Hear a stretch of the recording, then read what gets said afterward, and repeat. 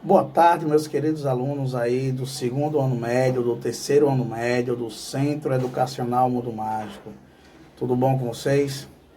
Eu espero que sim.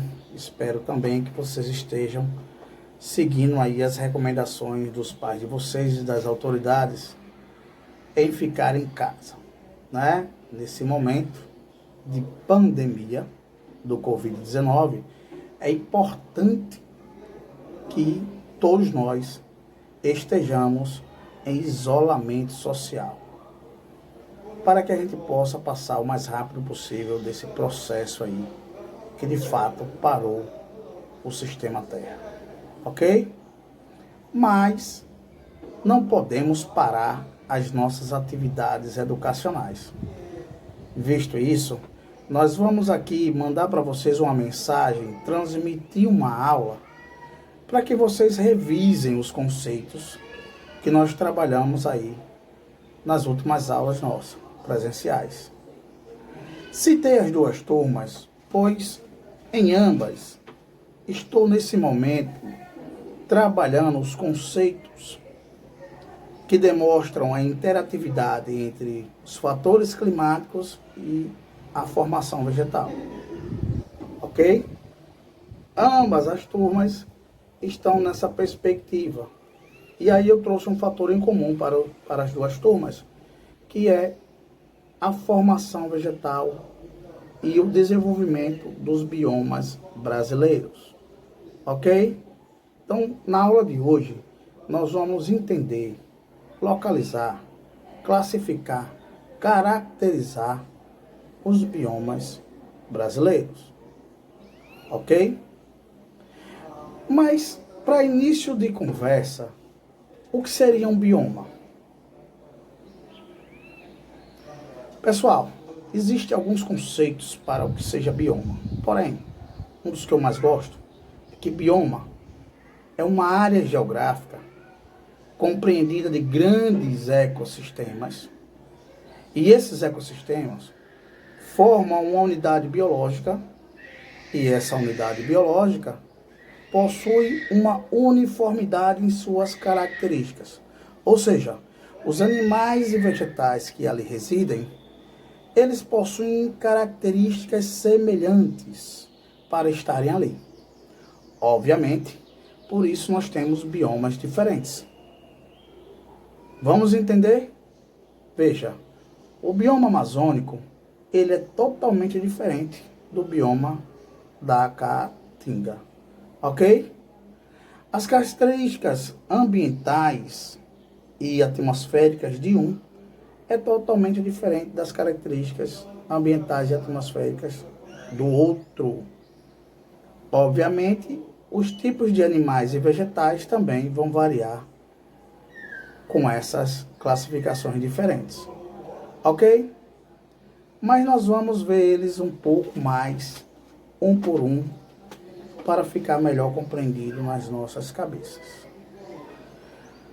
Vamos agora classificar quais são os biomas brasileiros.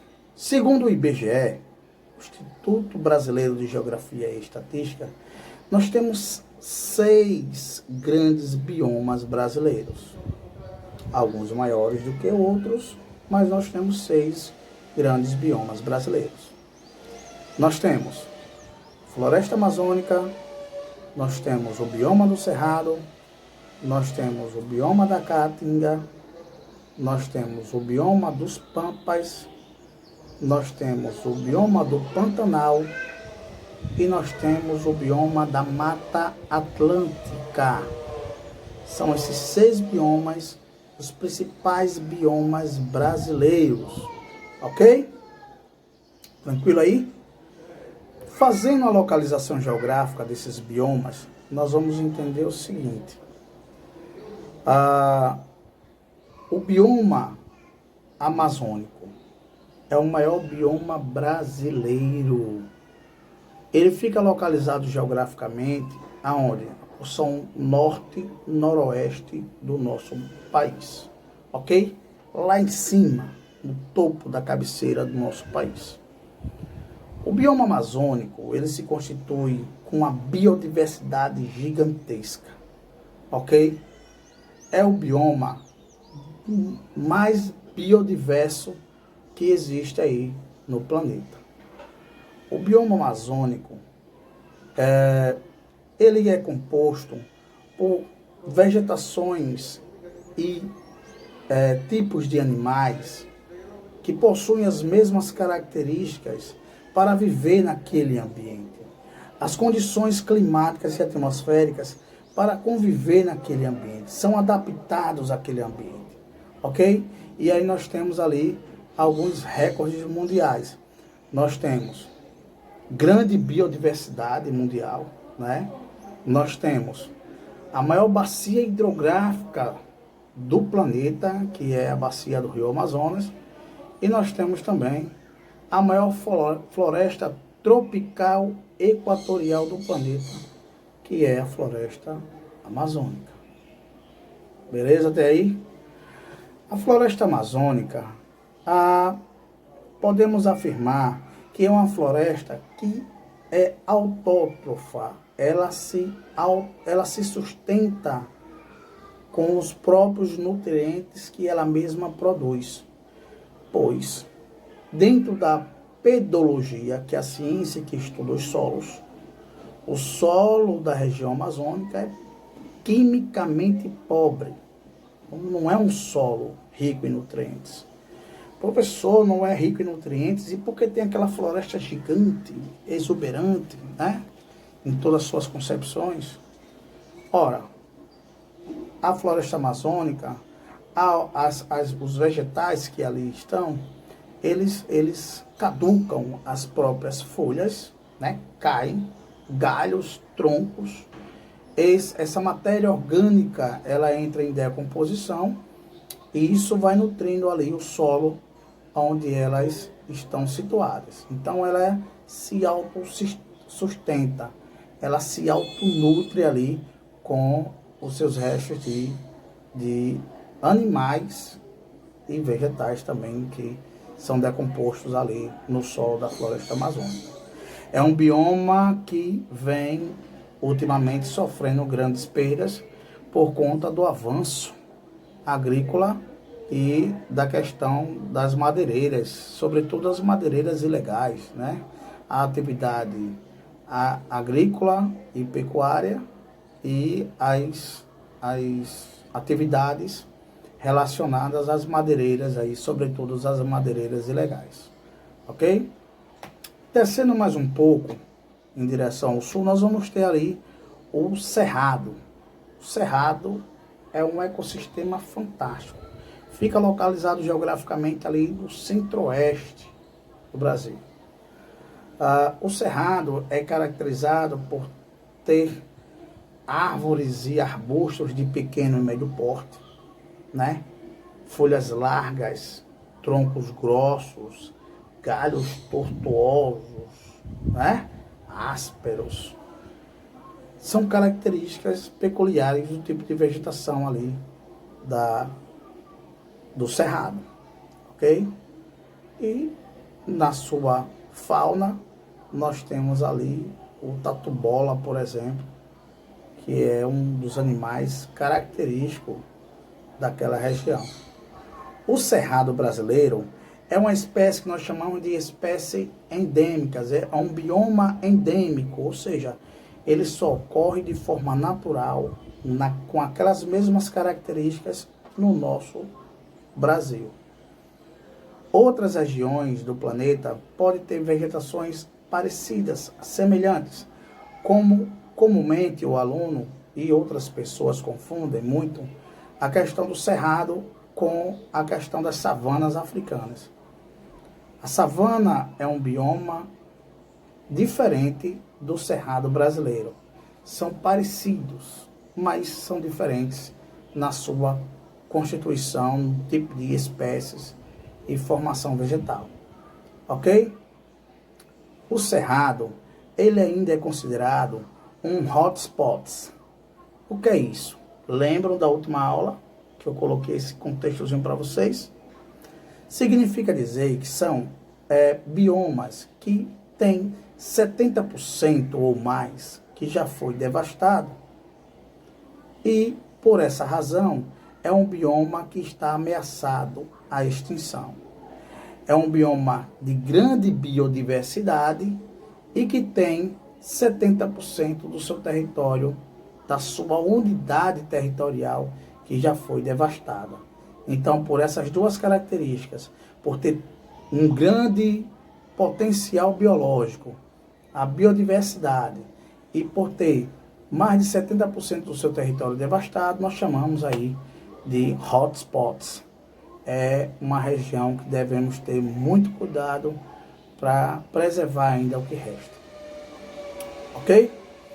Vamos agora para a região Nordeste, onde nós vamos ter, né, um pouco mais adentrando na região Nordeste, o desenvolvimento da caatinga.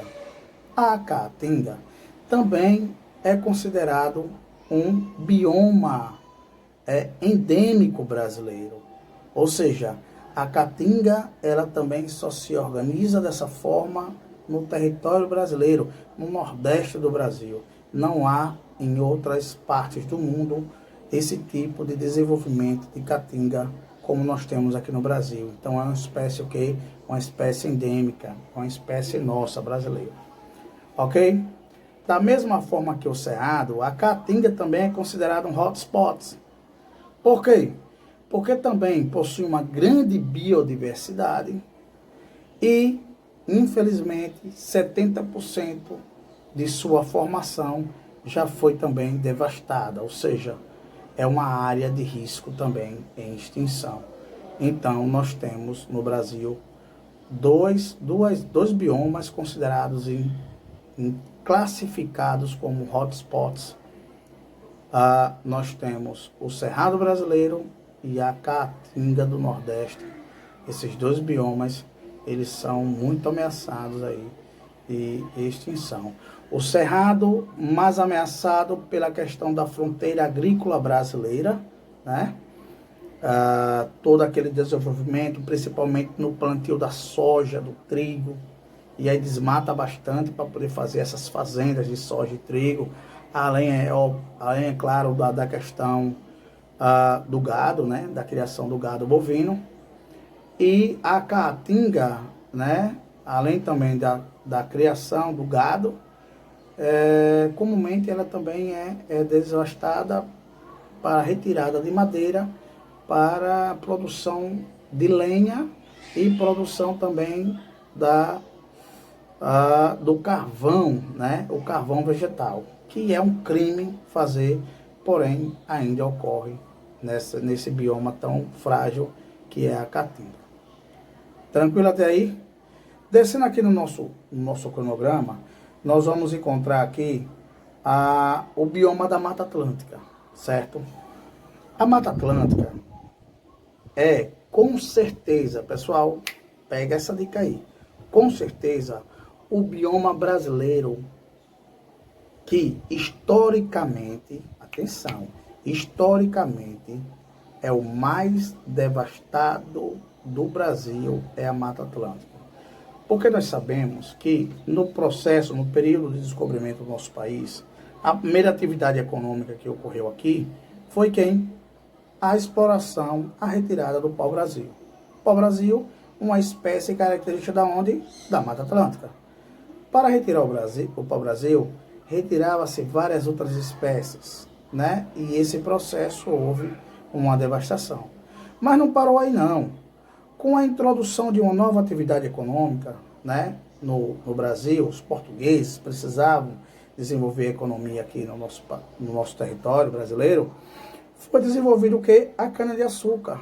E para introduzir a cana-de-açúcar, houve o desmatamento ali também da questão da Mata Atlântica, né? A Mata Atlântica, um bioma fantástico que originalmente ele cobria desde o norte do Rio Grande do Norte até quase o extremo sul lá da região sul do Brasil. Obviamente não ultrapassava a região sul por conta da questão climática, que nós vamos encontrar ali um clima subtropical, né?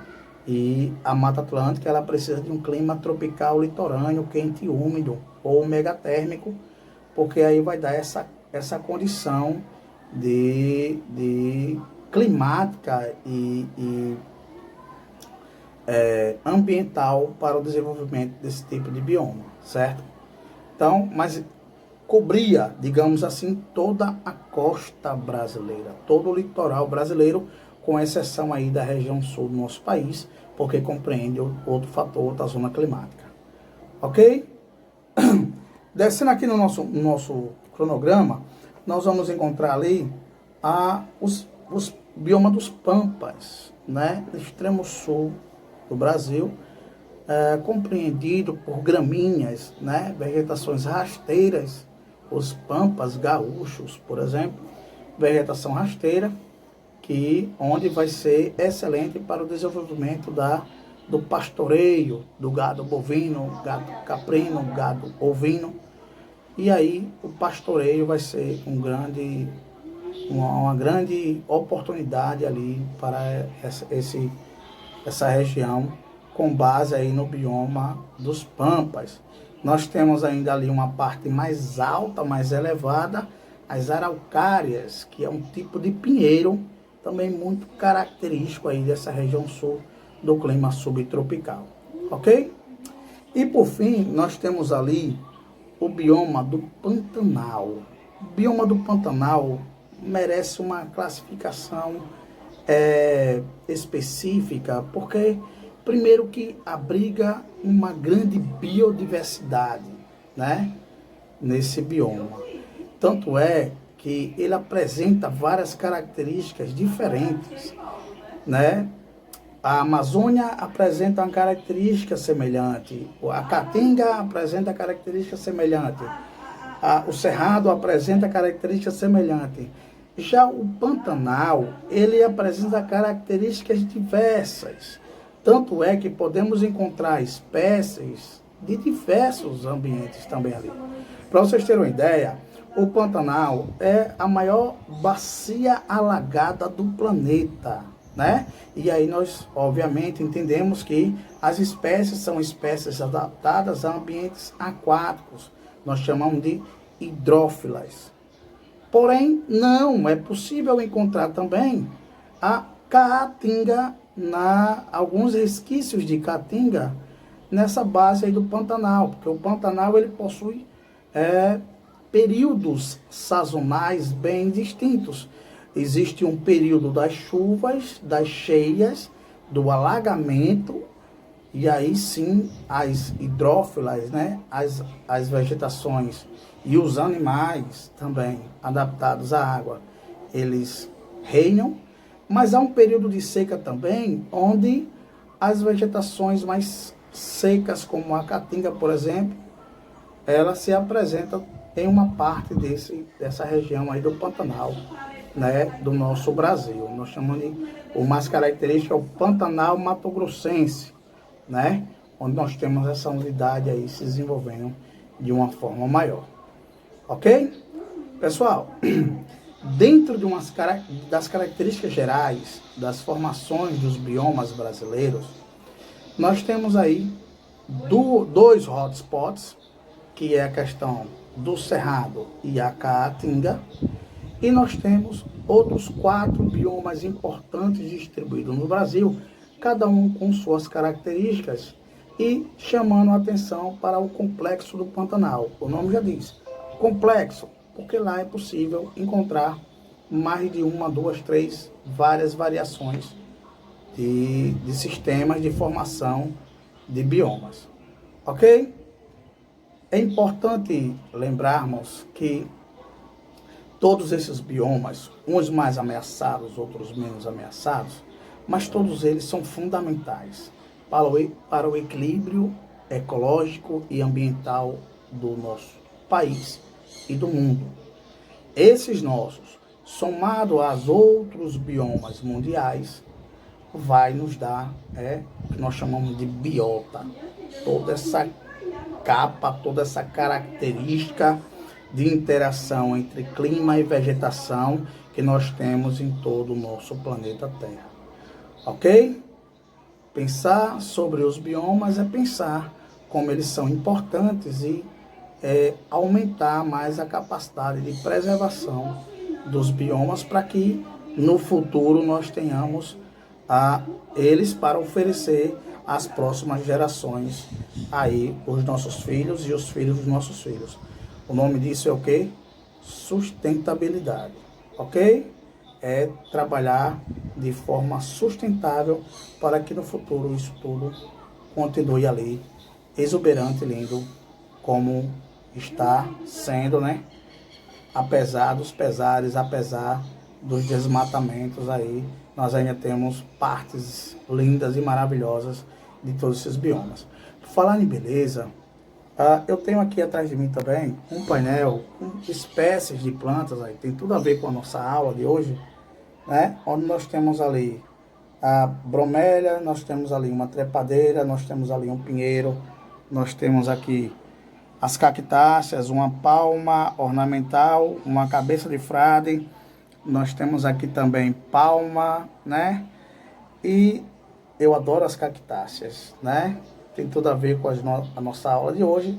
E eu adoro as cactáceas porque eu acredito muito que elas representam muito bem a unidade geográfica do Nordeste, né?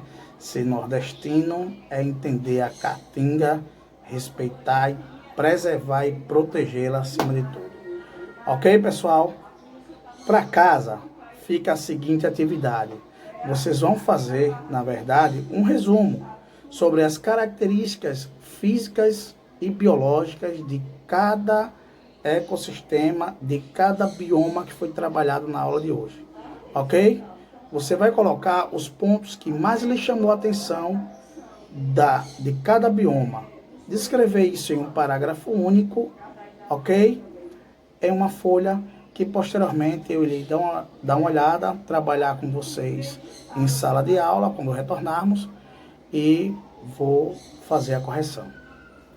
Tranquilo? Qualquer coisa é só dar um zap, estarei sempre à disposição para tirar a dúvida de vocês. No mais, um forte abraço, um beijo e até a próxima. Valeu!